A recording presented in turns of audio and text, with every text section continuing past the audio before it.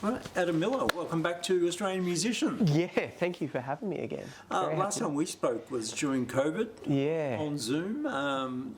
You were in LA. No, I think I was in Australia actually. In Australia? Yeah. Trying to get back to LA. Trying to get back to LA. Yeah, it was the early stages of that scenario. So that mucked up those plans. Yeah. We were living in Los Angeles and. Yeah, we just didn't get back there. Well, not to live at least, so yeah. Yeah. In that conversation, you were telling me about your early influences, and one of them was Tommy Emmanuel, which brought the guitar to your attention. Yes. What was it about Tommy's playing that you liked? Honestly, it was the first instrumental music I ever heard. Like, I'm not downplaying how amazing Tommy is. I played with him on Saturday night, actually just gone, and it's an incredible, blessing to have just heard him so young. But at the time, it was just the thing, I think I was like 9 years old, 10 years old, and it was that I couldn't sing, because my voice hadn't broken yet, so I couldn't sing along to Billy Joel or like 1927 and that sort of thing that I was hearing. But I figured when I played along to Tommy Emmanuel, I sounded exactly the same because it was just guitar. I don't know. And that was kind of the thing. I guess in hindsight, especially in those early albums that were both electric and acoustic, it's just that it was an encyclopedia of styles and how to play guitar. It was pretty amazing, learning platform when access to education and music was a lot more difficult than it is now. Yeah. So when did you first begin performing? I didn't begin performing probably till I was 18 and legal age to play in venues. I played a lot, I guess, kind of in the high school jazz band and that sort of thing, but yeah, it wasn't really till I was 18 that I went out. I just didn't have the opportunity or the contacts to go out really any earlier, so yeah. As you began to get better at playing guitar, who were the guitar players that became influences, and in particular, the jazz guitarists? Yeah, I think the first ones were really the Australian ones that really started to blow my mind. So the first stuff I heard was a project with Guy Struzzulo and Steve Hunter. So Steve Hunter, the bass player, Guy Struzzulo, guitar player. I think that also had David Jones on drums. And I heard that kind of towards the end of high school, and it was like nothing I'd ever heard before. It was incredible. And then on to James Muller, who were just, and they still, they're the upper stratosphere of everything. They don't probably have the international recognition that they deserve, but man, it's crazy. And then I guess, I'm trying to think, for me, it was the gateway of Larry Carlton and Robin Ford, then into John Schofield, and then eventually Bill Frisell and things like that, yeah. What are your memories of your first recording experience? First recording experience? There were actually... My first recollections of them is that they were really bad. And I quickly started to learn to do it myself, was kind of the thing, is that we were spending so much money on recording and the product wasn't anything like we thought it might be. And so I got into recording very early on when computers were, a 20th the speed of an iPhone, had 1 gigabyte of hard drive, and I used to have to go to a computer store to rent a CD burner to finish them and back the projects up, long before USB and hard drives. So yeah, that's really my experience with recording, and it's kind of stayed that way ever since, where I tend to have a more hands-on approach with everything at some point. Yeah. Have there been benchmark albums of other artists that you try to aspire to? From a recording point of view? Yeah. Definitely, yeah. I think, especially in my early career, it was always, because that became so pinnacle, the sound of albums was as much an influence as the guitar side of things. So the first album that actually really got me into how a record sounds and the specifics of it, along with kind of the playing, was Californication by the Red Hot Chili Peppers. And the really incredible thing for that is that it was predominantly recorded live, than the vocals. There's almost no overdubs, and the whole thing is predominantly in mono, except for the overhead. And I was fascinated by why this particular record sounded so much punchier than everything else that was happening at the time. And so that's what got me into recording, and then there've been so many after that. Yeah. So how many albums now for you? I did it the other day. It's 10 actual albums under the name Adam Miller. There's a couple of EPs and things as well, so it's been pretty huge. Yeah, it's quite an achievement. Yeah. The latest one is called Timing. Yes. Recorded in LA with Joel Gottschalk. On bass and Justin Glasgow on drums. Yeah. Guys that you met in LA and have recorded with before. Yeah. How did you come across those guys originally?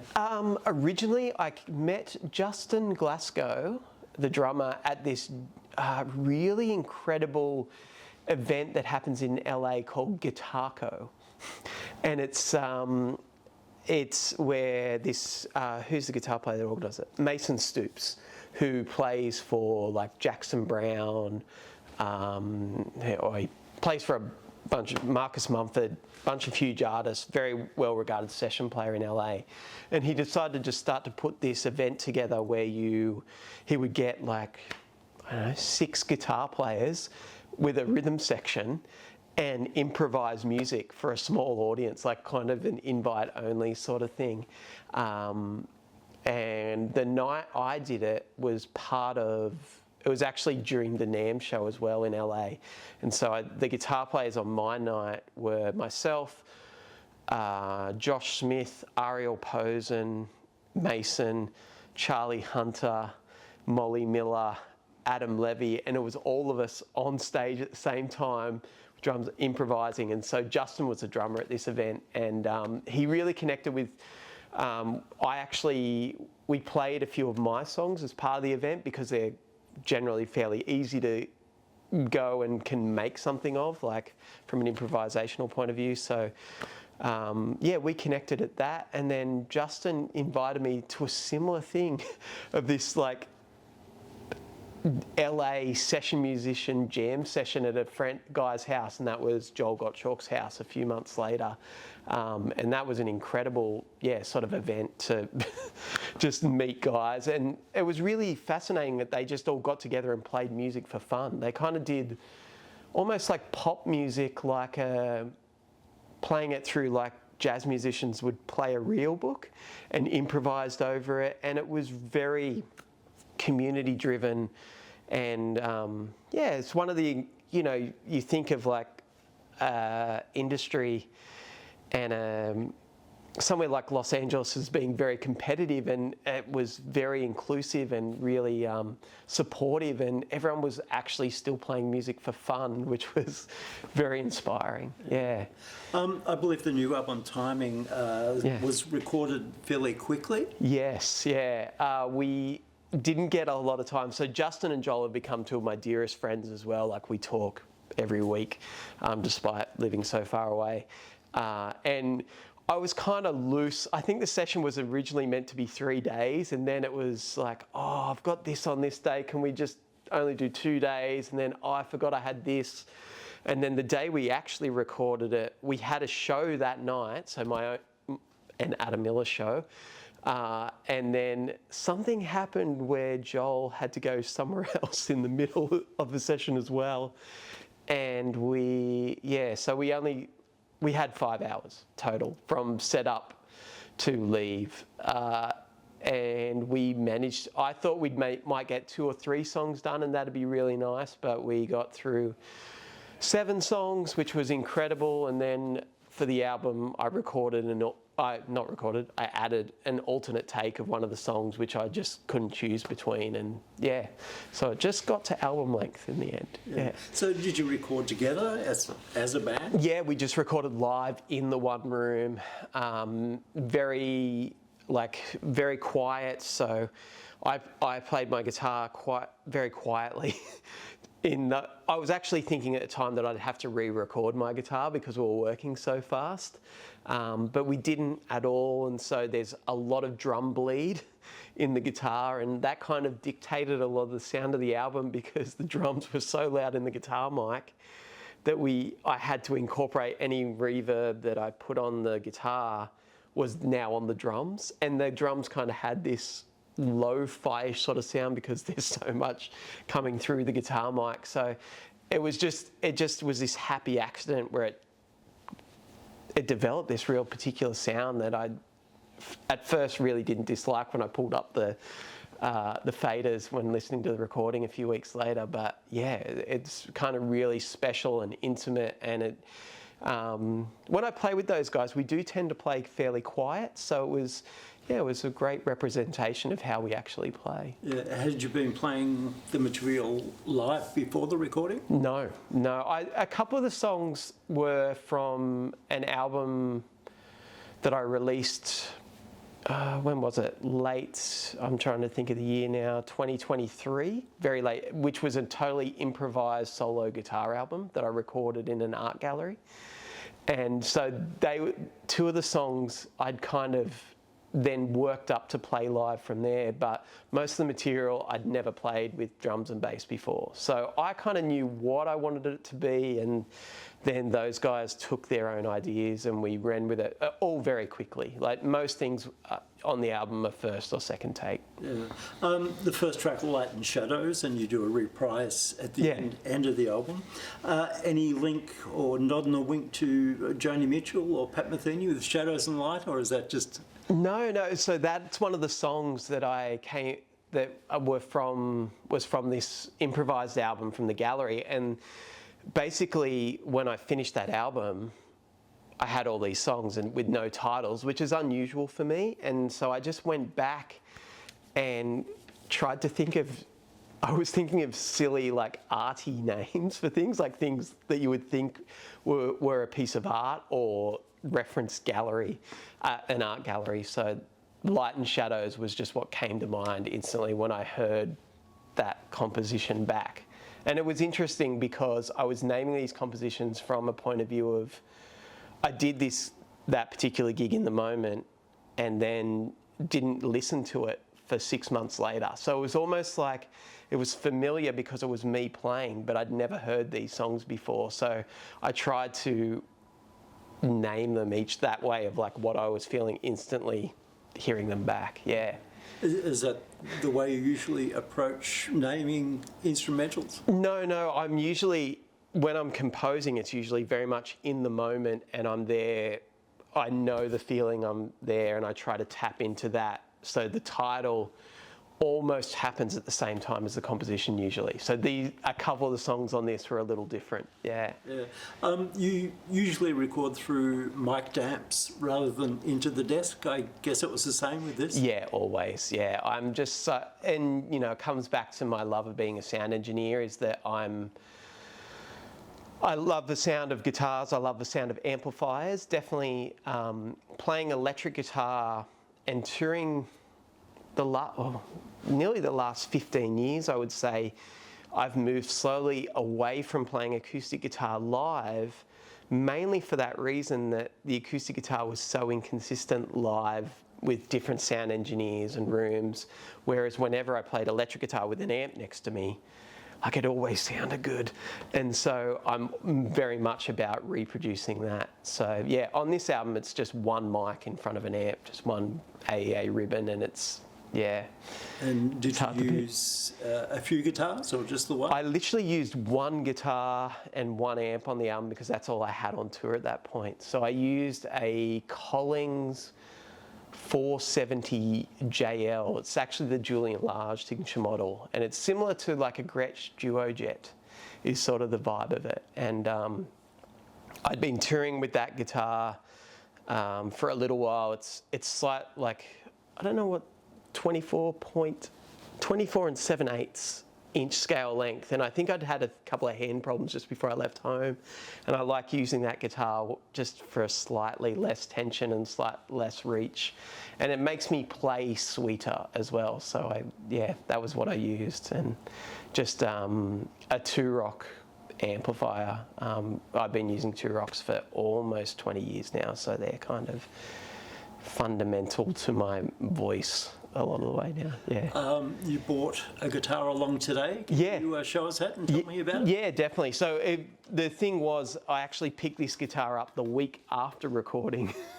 And it's a Nik Huber guitar made in Germany. And we'd been working on this guitar for several years actually, and it just took a while to come to fruition. And it was this idea of having kind of the ultimate sort of touring guitar that I could get around easy with, but also pull a lot of different sounds. So this is actually my second signature model from Nik Huber, and this one, the idea was to have it his smaller body size. The other one I've got is like almost a 335 size telly, and so this one is very hollow. It's like it's got basically a giant U route in the back of like a mahogany body, and so it's hollow all the way behind here. It doesn't have a block all the way through the center. It has, so it's mahogany back, a redwood top, so it's got a lot of acoustic qualities to it. Actually, like, you can probably hear it through the mic. It's quite loud acoustically. We did a tailpiece on this to kind of help activate that top more, rather than having, this model would usually, or this guitar design usually has like a wraparound or maybe a sort of a Telecaster style bridge. So we wanted this back here to keep this part of the top really activated. It's a bolt-on neck, just because I'd started to get fascinated with Fenders again and that sort of design, so went with that, and a maple neck. What else have we got? Rosewood board, 25.5 inch scale length. I went with two mini humbuckers on this. These are Kloppmann, which is another little German company. Just to get, I'm not a humbucker guy, I'm more of a single coil guy, but I really wanted this guitar to be quiet wherever I played, because just some rooms, especially like through the US, are just obnoxious with single coil hum. When you tour the US, you kind of realise why noiseless pickups and humbuckers exist. Australia isn't too bad, but it's brutal there sometimes. And so, it was just that. And then the idea was that, it could sound somewhere like a telly, somewhere like a 335. It could get almost to a jazz box thing with how hollow it is with the tailpiece combined, and it's been amazing. So how did you and Nik Huber get together originally? Originally, we met at the NAMM show, and funnily enough, I'd actually always been attracted to his guitars because probably deep down I'm a telly player, going back to the Tommy Emmanuel influence from early on. But I've always loved like jazz guitars, and certainly, I guess, I am sort of a jazz player, so it's that I've always gravitated to that sort of thing as well. And I had a picture of one of Nik's guitars from a cutout from Guitar Player magazine from many years before. Actually, it's a similar guitar to this, but with a carved arch top, two humbuckers, and a wraparound. It's set neck as well, I should say.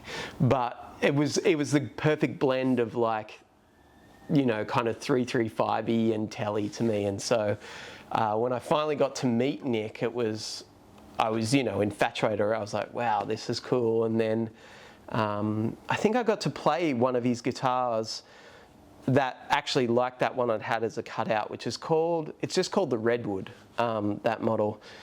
And I played it acoustically like for 8 hours the next day. Like there wasn't an amp available. I just had this guitar, and it was such an incredible sounding instrument that I, gravitated towards it immediately. And Nik and I became just really good friends over the years. So Your tone is quite pure. Do you use many effects? Certainly there's some sort of distortion or overdrive on the track exhibition on the album? Yeah, generally, I'm playing more and more clean all the time these days. And I guess that's why kind of the guitar amp combination is really important to me, because I'm trying to just make the guitar work that way. On exhibition on the album, I'm trying to think. I used a fuzz at the end of that, but it was one Justin had at his studio, which was something I can't remember off the top of my head. Live I always travel with like a Vemoram Jan Ray and a Free the Tone, what's that called? Free the Tone SOV2 they're kind of my two main drives, and then I'll have a fuzz. I have a Vemoram fuzz as well, actually, which is amazing, but I don't often tour with it because I pretty much just use it in that one song. So, I definitely am more towards that side of things. And then I use a couple of strange sort of ambient, reverse loopy sort of things, mainly the Chase Bliss Mood that does a couple of crazy sounding things that I can have to set like a pad in the background and that sort of thing. So to make a trio sound bigger than it is, yeah. Is there a track on the album you're particularly proud of? Honestly, this one, all of it. It's pretty amazing. I think for this album, I would say the one that I didn't think would ever work is the song that I ended up naming Perfect Timing. And it actually had another title for it was written, I would say, like whilst I was living in the US in 2019, and it had a title that I ended up giving that title to another song because I didn't think it suited correctly. And it's just been this one that I've worked on forever, and I just never thought it would find a home, and it did in the process of this recording. And it's quite a hard one to improvise over, and the fact that I managed to get a take that's good for the album kind of shocked me. Even when we finished the session, I was like, we didn't get that song. But it was really nice when I finally opened it up a few weeks later to go, oh wow, we got this. And so I guess, pretty proud of that one. Apart from other musicians and their music, what else can inspire a song for you? Oh, everything. Definitely and I think that's the great thing about instrumental music, is that you can be so influenced by music itself and other artists and then take it in different directions. But all aspects of kind of life generally are what goes in. It's like those little moments of, emotional events, nature, everything can kind of inspire in different ways. And I love that idea of that you don't have to try and write that romantic lyric or something that translates a song. With instrumental stuff, you can take it that way, give a small suggestive title of maybe what it means to you, and I can explain most songs of like why I've named it this way. It's not by accident, but I don't have to then try and expand the story through words. I can actually go beyond that, and it's that is the thing that I find fascinating about instrumental music and why I probably still do it. Dream collaborations. Who are the people that you love to work with? I would still love to work with Bill Frisell at some point. That would be an incredible thing. He's been such an influence on my music and how I think about my guitar playing. It would be incredible to do that.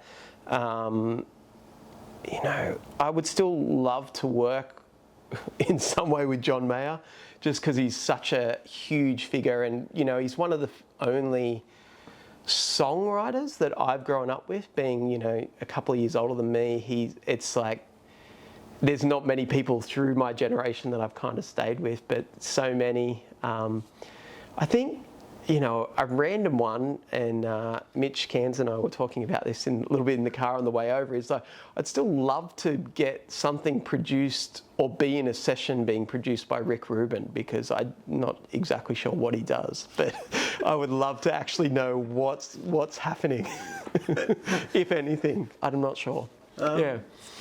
In the past, you've done some videos for True Fire. Yeah. Have you continued doing any of that sort of stuff? To be honest, I haven't for a while. True Fire is very hard to get into, and you've got to try and make it to their studio in Florida, which is also just something with tour routing that's sometimes hard and have the time to do these days.